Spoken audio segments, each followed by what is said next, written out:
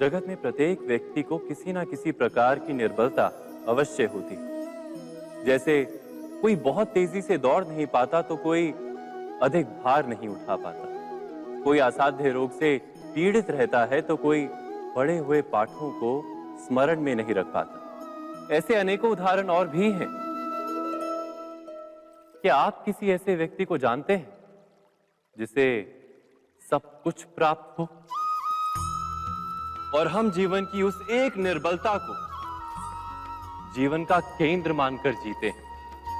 इस कारणवश हृदय में दुख और असंतोष रहता है सदा।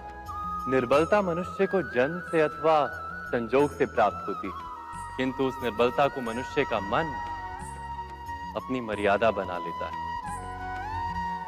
किंतु कुछ व्यक्ति ऐसे भी होते हैं जो अपने पुरुषार्थ और श्रम से उस निर्बलता को पराजित कर देते हैं।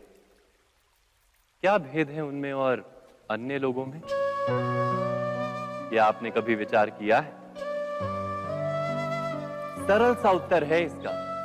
जो व्यक्ति निर्बलता से पराजित नहीं होता, जो पुरुषार्थ करने का साहस रखता है हृदय में, वो निर्बलता को पार कर जाता है।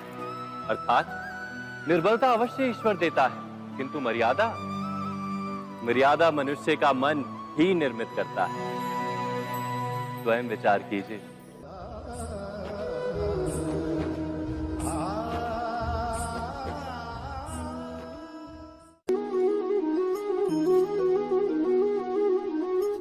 भविष्य का दूसरा नाम है संघर्ष। हृदय में आज इच्छा होती है और यदि पूर्ण नहीं हो पाती तो हृदय भविष्य की योजना बनाता है।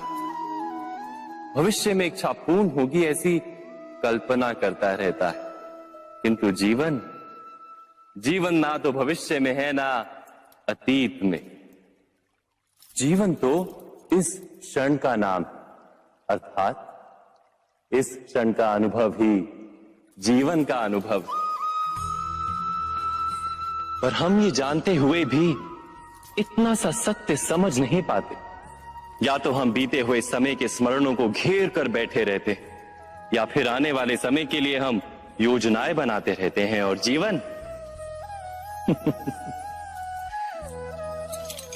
जीवन बीत जाता है।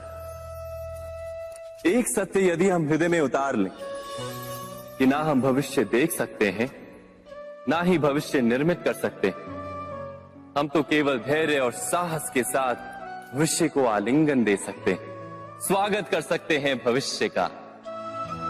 तो क्या जीवन का हर पल जीवन से नहीं भर जाएगा? स्वयं विचार कीजिए।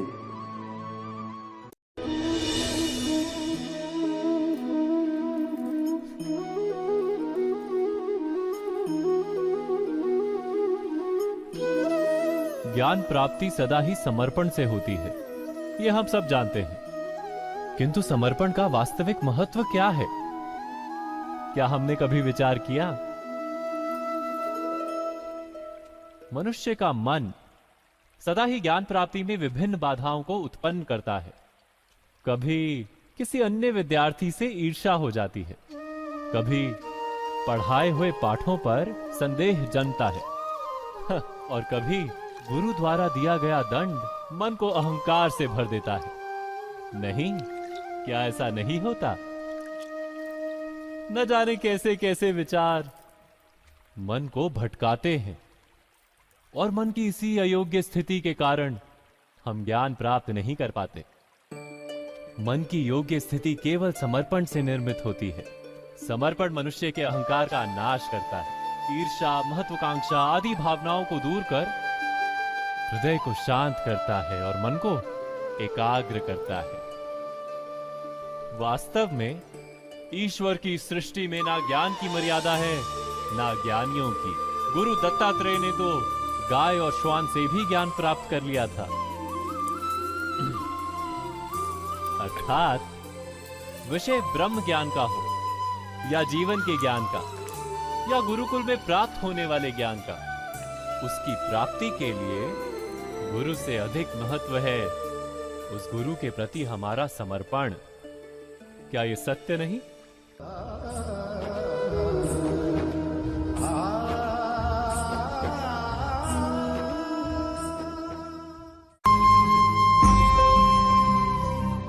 प्रत्येक मनुष्य के जीवन में ऐसा क्षण अवश्य आता है जब सारे स्वप्न, सारी आशाएं, सारे दृश्य ध्वस्त हो जाते हैं। जीवन के सारे आयोजन ही बिखर जाते हैं। एक और धर्म होता है और दूसरी ओर सुख। इसी को धर्म संकट कहते हैं। जब धर्म का वहन ही संकट हो और धर्म का त्याग ही सुख हो। विचार कीजिए, कभी किसी स्वजन के विरुद्ध सत्य बोलने का अवसर प्राप्त हो जाता है, कभी ठीक दरिद्रता के समय सरलता से चोरी करने का मार्ग प्राप्त हो जाता है, कभी किसी शक्तिशाली राजनेता या राजा के कर्मचारी का अधर्म प्रकट हो जाता है। सबके जीवन में ऐसी घटना बनती ही रहती है। अधिकतर लोग ऐसे किसी क्षण को धर्म संकट के रूप में जान ही नहीं पाते। हमें किसी प्रकार के संघर्ष का अनुभव ही नहीं होता। सहजता से सुख की ओर खींचे चले जाते हैं, जैसे मक्खी गुड़ की ओर खींची चली जाती। वास्तव में धर्म संकट का क्षण ईश्वर के निकट जाने का क्षण होता है। यदि हम संघर्षों से भयभीत ना हो, सुख की ओर आकर्षित ना हो, अपने धर्म पर दृढ़ रहे, तो ईश्वर का साक्षात्कार दूर नहीं।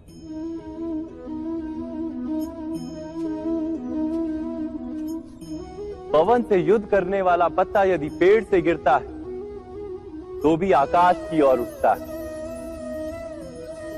पवन से झुकने वाली घास वहीं भूमि पर रह जाती है। अर्थात धर्म संकट से यदि हम संकट को ही टाल दें तो सुख तो मिलता है, जीवन बढ़ता है, किंतु क्या चरित्र नहीं टूटता? क्या आत्मा दरिद्र नहीं हो जाती? क्या ईश्वर से अंतर नहीं हो जाता? स्वयं विचार किए। दो व्यक्ति जब निकट आते हैं तो एक दूसरे के लिए सीमाएं और मर्यादाएं निर्मित करने का प्रयत्न अवश्य करते हैं। हम यदि सारे संबंधों पर विचार करें तो देखेंगे कि इन सारे संबंधों का आधार यही सीमाएं हैं जो हम दूसरों के लिए निर्मित करते हैं। और यदि अनजाने में भी कोई अन्य व्यक्ति इन सीमाओं को तोड़ता है तो उसी क्षण हमारा हृदय क्रोध से भर जाता है। इन सीमाओं का वास्तविक रूप क्या है? क्या हमने कभी विचार किया? सीमाओं के द्वारा हम दूसरे व्यक्ति को निर्णय करने की अनुमति नहीं देते। अपना निर्णय उस व्यक्ति पर थोपते, अर्थात किसी की स्वतंत्रता का अस्वीकार करते हैं। और जब स्वतंत्रता का अस्वीकार किया जाता है तो उसका हृदय दुख से भर जाता है। और जब वो सीमाओं को तोड़ता है तो हमारा हृदय क्रोध से भर जाता है। क्या ऐसा नहीं होता?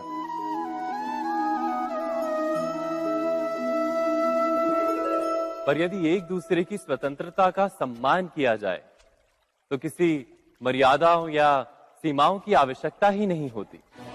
अर्थात जिस प्रकार स्वीकार किसी संबंध का देह है, क्या वैसे ही स्वतंत्रता किसी संबंध की आत्मा नहीं?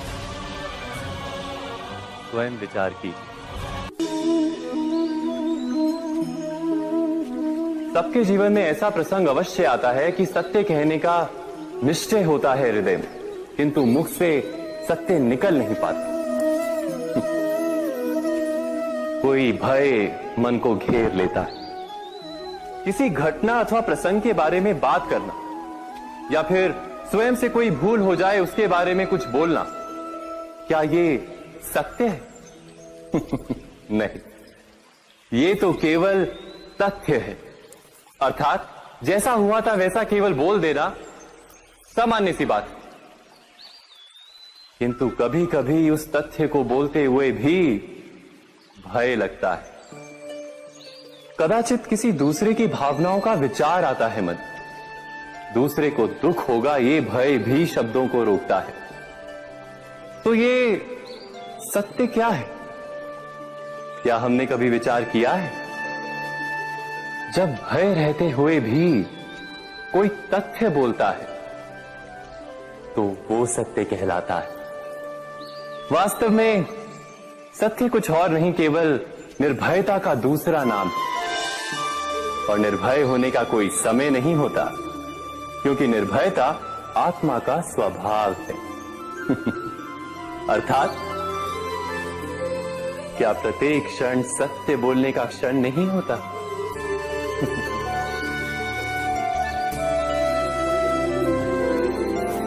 स्वयं विचार कीजिए।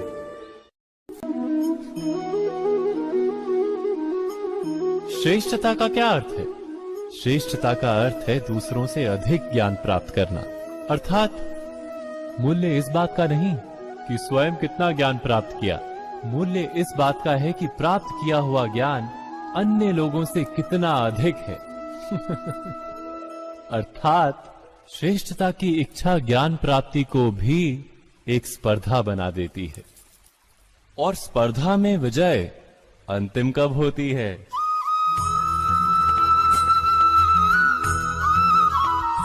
कुछ समय के लिए तो श्रेष्ठ बना जा सकता है, किंतु सदा के लिए कोई श्रेष्ठ नहीं रह पाता। फिर वही असंतोष, पीड़ा और संघर्ष जन्म लेता है। किंतु श्रेष्ठ बनने के बदले यदि उत्तम बनने का प्रयत्न करें तो क्या होगा? उत्तम का अर्थ है कि जितना प्राप्त करने योग्य है वो सब प्राप्त करना, किसी से अधिक पाने की इच्छा से नहीं, मात्र आत्मा की तृप्ति हेतु कुछ प्राप्त करना। उत्तम के मार्ग पर किसी अन्य से स्पर्धा नहीं होती, स्वयं अपने आप से स्पर्धा होती है। अर्थात उत्तम बनने का प्रयत्न करने वाले को देर अबेर सारा ज्ञान प्राप्त हो जाता है, बिना प्रयत्न के ही वो श्रेष्ठ बन जाता है। किंतु जो श्रेष्ठ बनने का प्रयत्न करता है वो श्रेष्ठ बने या ना बने, उत्तम कभी नहीं बन पाता।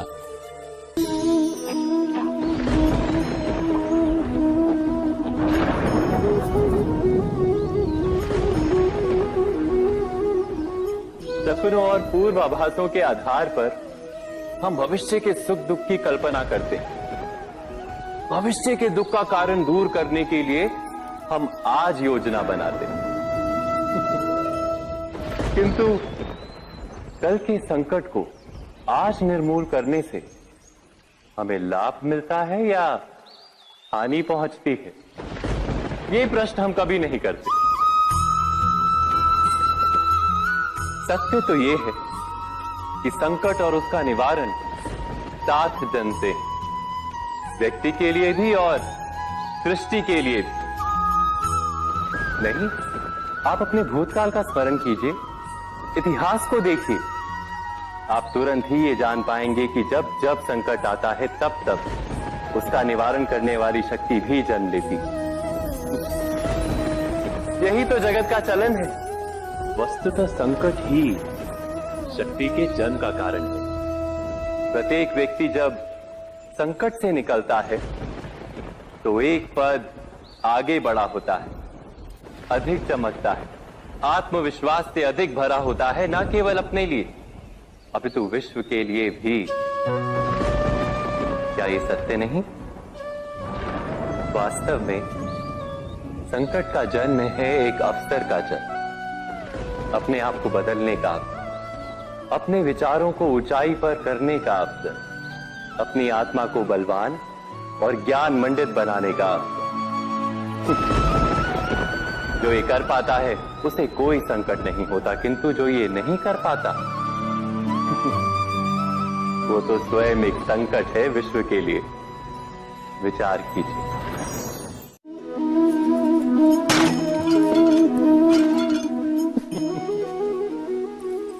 कभी कभी कोई घटना मनुष्य के जीवन की सारी योजनाओं को तोड़ देती और मनुष्य उस आघात को अपने जीवन का केंद्र मान लेता। पर क्या भविष्य मनुष्य की योजनाओं के आधार पर निर्मित होते हैं? नहीं।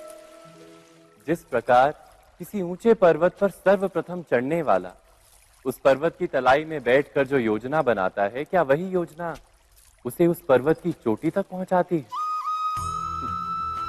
नहीं। वास्तव में वो जैसे जैसे ऊपर चढ़ता है वैसे वैसे उसे नई नई चुनौतियां, नई नई विडंबनाएं, नए नए अवरोध मिलते हैं। प्रत्येक पद पर वो अपने अगले पद का निर्णय करता है। प्रत्येक पद पर उसे अपनी योजनाओं को बदलना पड़ता है। कहीं पुरानी योजना उसे खाई में ना ढकेल दे। वो पर्वत को अपने योग्य नहीं बना पाता, केवल स्वयं को पर्वत के योग्य बना सकता है। क्या जीवन के साथ भी ऐसा ही नहीं? जब मनुष्य जीवन में किसी एक चुनौती को, एक अवरोध को अपने जीवन का केंद्र मान लेता है, अपने जीवन की गति को ही रोक देता है, तो वो अपने जीवन में सफल नहीं बन पाता और ना ही सुख और शांति प्राप्त कर पाता। अर्थात जीवन को अपने योग्य बनाने के बदले स्वयं अपने को जीवन के योग्य बनाना ही सफलता और सुख का एकमात्र मार्ग नहीं। स्वयं विचार कीजिए।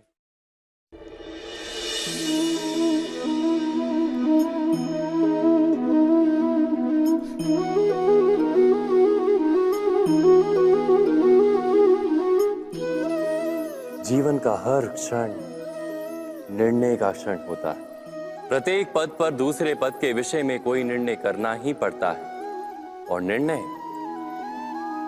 निर्णय अपना प्रभाव छोड़ जाता है। आज किए गए निर्णय भविष्य में सुख अथवा दुख निर्मित करते हैं, ना केवल अपने लिए, अपने परिवार के लिए भी, आने वाली पीढ़ियों के लिए भी।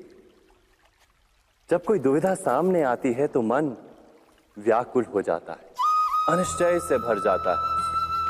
निर्णय का वो क्षण युद्ध बन जाता है और मन बन जाता है युद्ध भूमि। अधिकतर निर्णय हम दुविधा का उपाय करने के लिए नहीं, केवल मन को शांत करने के लिए लेते हैं। पर क्या कोई दौड़ते हुए भोजन कर सकता है? नहीं। तो क्या युद्ध से जूझता हुआ मन कोई योग्य निर्णय ले पाएगा?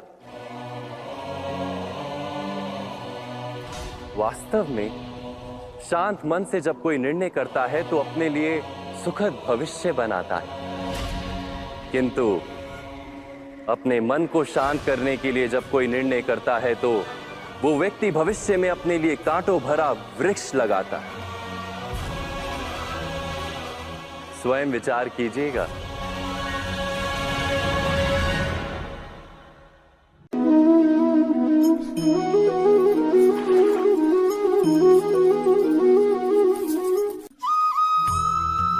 जीवन में आने वाले संघर्षों के लिए जब मनुष्य स्वयं को योग्य नहीं मानता, जब उसे अपने ही बल पर विश्वास नहीं रहता, तब वो सद्गुणों को त्याग कर दुर्गुणों को अपनाता है। वस्तुतः मनुष्य के जीवन में दुर्जनता जन्म ही तब लेती है जब उसके अंतर में आत्मविश्वास नहीं होता। आत्मविश्वास ही अच्छाई को धारण करता है। ये आत्मविश्वास है क्या?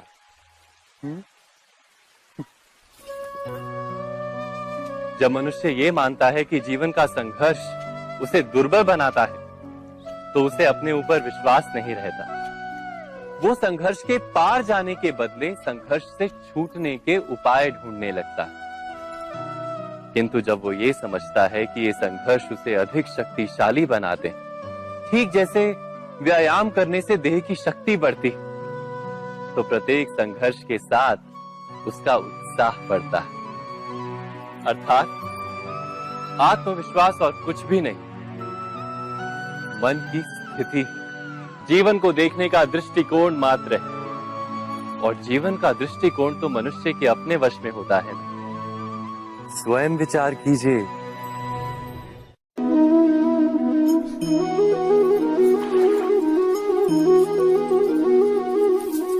पिता सदा ही अपने संतान के सुख की कामना करते हैं, उनके भविष्य की चिंता करते रहते हैं।